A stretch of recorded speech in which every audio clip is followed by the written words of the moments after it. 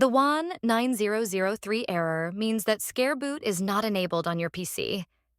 Scare Boot and Trusted Platform module are security features that allow Windows to boot programs with trust and safety.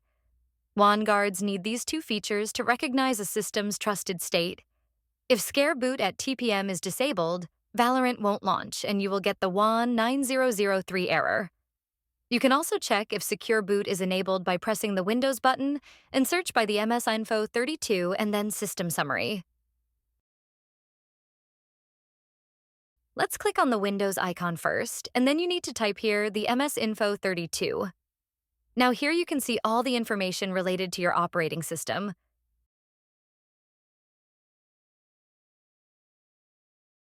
We need to find the BIOS mode. It should be on UEFI mode, because UEFI mode supports TPM and Scare Boot.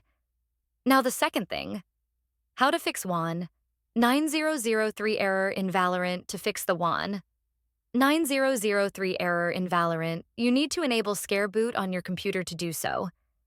You need to restart your computer and press F2 to enter the BIOS and change Scare Boot to enable. So the simple process is just restart your PC, then press F2 probably for Alienware and Spyron, and Vostro, go to the Scare Boot change Scare Boot to enable press F10 to save and exit. For others like the Optiplex, Precision, and XPS, and in fact I guess HP as well, for those to enter into the Secure Boot,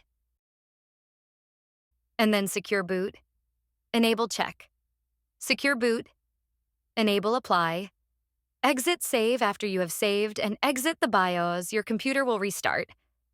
Now launch VALORANT and you should not get the VAN9003 error.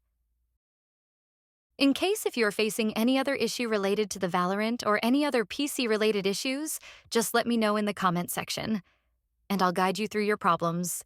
See you in the next video. Till then, just take care of yourself. Bye-bye.